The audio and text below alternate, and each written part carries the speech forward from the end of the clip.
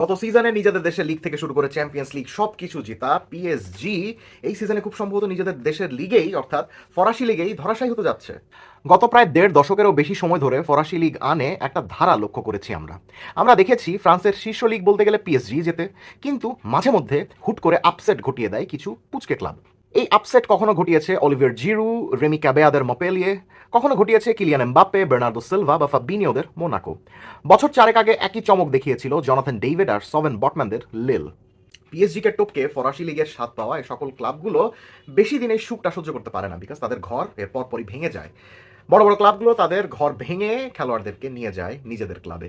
লিল জেতার পর টানা 4 মৌসুম আবারও লিগ জিতেছে পিএসজি। টানা 5বার কি পারবে সেটা কিন্তু নিশ্চিতভাবে বলা যাচ্ছে না বিকজ এবার ওই মপেলিয়ে, লিল আর মোনাকোর পথ ধরে আরেকটা ক্লাব উঠে এসেছে যারা কিনা পিএসজি কে রেগুলারলি থ্রেট দিচ্ছে যে আমরা কিন্তু লিগ 1 শিরোপা জিততে আসছি। বলছি আরসি লাঁসের কথা। 90-এর দশকের শেষ দিকে আর নতুন শতাব্দীর শুরুতে বেশ ভালোই সমীহ জায়গা নেওয়া দল ছিল এই আরসি লাঁস। 97-98 মৌসুমে লিগ জিতেছিল, মাত্র 2 পয়েন্টের জন্য রানার্স আপ হয়েছিল 2001-2 সিজনে। ইউরোপিয়ান কম্পিটিশনগুলোতেও দেখা যেত এদেরকে টুকটাক। এরপর পারফরমেন্সের গ্রাফ শুধুই পড়তির দিকে। মাঝে রেলিগেশন আর প্রমোশনের দোলাচল কাটিয়ে 2022-23 মৌসুমেও পিএসজিকে বেশ ভালোই যন্ত্রণা দিয়েছিল এই দলটা। সেবার মাত্র 1 পয়েন্টের জন্য পিএসজি কে টপকে লিগ জিততে পারেনি আরসি লাস। সেই আক্ষেপটা এই বছর যেন তারা আরো নতুন উদ্যমে ঘোচাতে চাইছে। কেমন খেলে এই দলটা? এই দলের মূল খেলোয়াড়ই বা কারা? মৌসুম শেষে কাদের নিয়ে ইউরোপের বড় ক্লাবগুলোর টানাটানি পড়তে পারে? যেটা একটু আগে বললাম, বছর দুয়েক আগে মাত্র 1 পয়েন্টের জন্য লিগ জিততে পারেনি লাস।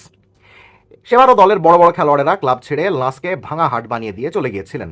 কোচ ফ্রাঙ্ক হাইসা পাড়ি জমান নিসে, ফরওয়ার্ড লোইস ওপেন্দা চলে যান লাইপজিগে, যিনি কিনা এখন ইউভেন্তুসে রয়েছেন। সেন্টার ব্যাক কেভিন ডান্সো এখন টটনাম হটস্পারে রয়েছেন। মূল মিডফিল্ডার সেকো ফোফানা ক্রিস্টিয়ানো রোনালদোর সঙ্গী হতে পাড়ি জমিয়েছিলেন আল নাসেরে। এমনকি গত মৌসুমের দলটার ভালো ভালো খেলোয়াড়েরাও এখন আর লাসে নেই। অ্যান্ডি দিউফের কথাই ধরুন, তিনি এখন চলে গেছেন ইন্টার মিলানে। ওদিকে নীল এল আয়নাউই চলে গিয়েছেন এএস রোমায়। আব্দুল কদির হুসানফ তো এখন ম্যানচেস্টার সিটির রক্ষণ ভাগেরই অন্যতম প্রধান খেলোয়াড়। তাতে হার মানেনি লাস। ফ্রাঙ্ক হাইসা থেকে উইল স্টিল হয়ে এখন লাসের দায়িত্ব পড়েছে আরেক ফরাসি ম্যানেজার পিয়ের সাজের কাঁধে, যিনি হাইসার ট্যাকটিক্স খুব বেশি বদলাননি। সেই একইভাবে 3-4-2-1 ফরমেশনে দলকে খেলাচ্ছেন। বল পায় না থাকলে যে ফরমেশনটা 5-4-1 মিড ব্লকের একটা ছকে পরিণত হচ্ছে। অভিজ্ঞতা আর তারুণ্যের দুরন্ত মিশেলে গড়েছেন এই দলটাকে। তরুণ কিছু খেলোয়াড়ের পাশাপাশি ইউরোপ চষে এমন কিছু খেলোয়াড়কে নিয়ে এসেছেন যারা কিনা নিজেদের ক্লাবে অলরেডি মূল্যহীন হয়ে পড়েছিলেন। ফ্লোরা থোভার কথা কি আপনাদের মনে পড়ে? 2018 বিশ্বকাপে ফ্রান্সের স্কোয়াডে থাকা এই অ্যাটাকিং মিডফিল্ডার একসময় খেলেছিলেন নিউ ক্যাসল ইউনাইটেডেও। সেই থোভা এখন লাসের অন্যতম প্রধান অ্যাটাকার। নিউ ক্যাসেলেরই আরেক সাবেক উইঙ্গার, যিনি কিনা জোজে মরিনিওর ফেনারবাচেতেও খেলেছেন, সেই আলাসা ম্যাক্সমাও এখন লাসে খেলছেন। জেমি ভার্ডি আর জ্যা ফিলিপে মাতেতার জন্য লেস্টার সিটিতে একদমই সুযোগ না পাওয়া স্ট্রাইকার ওডসনে এডওয়ার্ড এখন লাসের মেইন স্ট্রাইকার।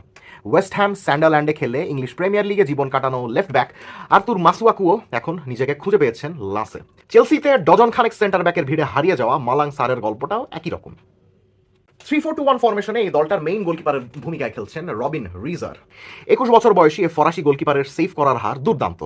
প্রায় অ্যালিসনের সমান উচ্চতার এই গোলকিপারের প্লেইং স্টাইলও মোটামুটি অ্যালিসনের মতোই। শট স্টপিং অসাধারণ, বল প্লেইং গোলকিপার হিসাবেও অত খারাপ নন। রিফ্লেক্স দুর্দান্ত হওয়ার কারণে মাটি ঘাসা শট আটকাতে দ্রুতই নেমে যেতে পারেন। তার আরেকটা বড় গুণ, এখনই বেশ ভালো ধরনের বক্স ডমিনেন্ট গোলকিপার তিনি। ডিফেন্সকে ভালোই লিড করতে পারেন অর্গানাইজ করার মাধ্যমে। এরিয়াল বলগুলো ক্যাপচার করার জন্য আগেই ঝাঁপ দিয়ে দলকে বিপদমুক্ত করেন। বল নিজের কাছে আসার সঙ্গে সঙ্গে যদি দেখেন যে প্রতিপক্ষের স্ট্রাকচারে ঠিক নেই, গোলের সুযোগ রয়েছে, তখন দ্রুতগতিতে লং বল পাঠান নিজেদের ফরওয়ার্ডের দিকে উদ্দেশ্য করে। এই পর্যন্ত 22টা লিগ ম্যাচ খেলেছেন এই রবিন রিজার এবং গোল খেয়েছেন মাত্র 17টা। ক্লিন শিটের যদি আমরা হিসাব করি তাহলে আমরা দেখবো যে এই সিজনে তার লিগের ক্লিন শিটের সংখ্যা 9টা। টুকটাক পেনাল্টিও সেভ করতে পারেন। আগামীতে বড় কোনো ক্লাবে চলে যেতে পারেন যদি এই ফর্ম বজায় থাকে। বিশেষ করে Chelsea, টটনাম Hotspur, Bayern Munich, inter মিলানের মতো অনেক ক্লাবেরই সামনে গোলকিপার লাগতে পারে। যেহেতু 3-4-2-1 ফরমেশনে 3 জন সেন্টার ব্যাক থাকে আপনারা সবাই জানেন, এবং এই 3 জন সেন্টার ব্যাকের মধ্যে ডান দিকে যিনি খেলেন তার নাম পিয়েরে ইসমাইলো গ্যানিও। বল পায় অত্যন্ত দক্ষ এই খেলোয়াড়টার অন্যতম প্রধান আরেকটা গুণ তার স্পিড, যে কারণে তাকে অনায়াসে রাইট ব্যাকে খেলানো যেতে পারে। কাইল ওয়াকার, জো গোমেজ, জুলস কন্দা, এদের মিলিতাওদের মতো centre back right back hybrid এই ইসমাইলো গাইনো। বল ক্যারিংও বেশ ভালো। স্পিড আর বল ক্যারিং দিয়ে প্রায় উপরে উঠে যেতে চান, যা দেখে মনে হয় প্রপার রাইট ব্যাক হতে পারবেন চাইলেই। Laser right wing back Ruben Aguilar বা সল আব্দুল হামিদ উপরে উঠে গেলে রাইট সাইডে চ্যানেল ডিফেন্ডিংও করেন বেশ ভালোভাবে, গ্রাউন্ড আর এরিয়াল ডুয়েলেও বেশ ভালো, 1 ভার্সেস 1 সিচুয়েশনেও বেশ ভালো। ডিফেন্সিভলি কখনো যে ভুল করেন না তা না, বেশি অ্যাগ্রেসিভ হতে গিয়ে কখনো কখনো অযাচিত ফাউল করে বসেন। বয়সের সঙ্গে সঙ্গে ওসব ভুল ঠিক হয়ে যাওয়ার মতোই। প্রোগ্রেসিভ পাস দিয়ে পেছন থেকে বল সামনে পাঠানোর দিক দিয়ে ডিন হয়সেন বা পাউ কুব্বার্সির মতো ডিফেন্ডারদের মনে করে দেন এই গানিও। স্পিডি ডিফেন্ডার যারা কিনা সেন্টার ব্যাক এবং রাইট ব্যাকের কম্বিনেশনে খেলতে পারেন, হাইব্রিড একজন খেলোয়াড়ের ভূমিকায়, এই ধরনের খেলোয়াড় যে সকল ক্লাবের দরকার তারা চাইলে কিন্তু এই খেলোয়াড়টার দিকে নজর দিতে পারে, যেমন ধরেন ইউভেন্টাস, ইন্টার মিলান বা লিভারপুল। 3 সেন্টার ব্যাকের মাঝখানে খেলেন স্যামসন বাইদু। বিশ্বখ্যাত রেডবুল মডেলে ফুটবল শিখে আসা এই অস্ট্রিয়ান ডিফেন্ডারকে অনায়াসে বক্স ডিফেন্ডিং মনস্টার বলা যেতে পারে। প্রতিপক্ষ যদি লাসের বক্স বরাবর কোনো এরিয়াল বল বা ক্রস পাঠায় তাহলে একের পর এক হেড করে দলকে বিপদমুক্ত করতে পারেন এই স্যামসন বাইদু। ডিফেন্সিভ ডুয়েলেও নিজেদের বক্সের মধ্যে তাকে খুব বেশি খেলোয়াড় হারাতে পারে না কিন্তু। কোচ পিয়েরে সাজে মনে করেন যে এখনই প্রিমিয়ার লিগে খেলার মতো এক্সপিরিয়েন্সড হয়ে গিয়েছেন এই স্যামসন বাইদু। যে দলের ডিফেন্সে একজন লিডার দরকার যার বক্স ডিফেন্ডিং অনেক ভালো, তারা চাইলেই কিন্তু ভবিষ্যতের জন্য এই ডিফেন্ডারকে দলে টানতে পারে, যেমন Barcelona, Inter Milan, Real Madrid, Chelsea ইত্যাদি। 3 জন সেন্টার ব্যাকের মধ্যে বাম দিকে খেলেন left footed center back Malang Sarr. কিছুদিন আগেও চেলসিতে খেলতেন, সেখানে Levi Colwill, Benoit Badiashile, Wesley Fofana, Trevoh Chalobah, Axel Disasi, তারও আগে আন্তোনিও রুডিগার, আন্দ্রেস ক্রিস্টেনসেন এবং থিয়াগো সিলভাদের ভিড়ে চেলসিতে নিজেকে তেমন প্রমাণ করতে পারেননি তিনি। তবে প্রতিভা নিয়ে কখনোই সন্দেহ ছিল না, সেটা কিন্তু বোঝা যাচ্ছে এখন লাসের হয়ে তার পারফরমেন্স দেখলে। বক্সের মধ্যে নিজের বডি পজিশনেই এমন ভালোভাবে করতে পারেন যে সঠিক সময় সঠিক ডিফেন্সিভ অ্যাকশন নিতে কোনো সমস্যা হয় না তার, সেটা বল রিকভারি হোক বা ক্লিয়ারেন্স হোক। বল প্লেইং অ্যাবিলিটিও বেশ ভালো, তবে নজর কাড়ে ডিফেন্সের বাঁদিক থেকে আক্রমণের ডান দিক বরাবর তার লং বল পাঠানো বা গেম সুইচ করার সক্ষমতা। লাসের আক্রমণে এক বাড়তি মাত্রা যোগ করে সারের এই ক্ষমতাটা।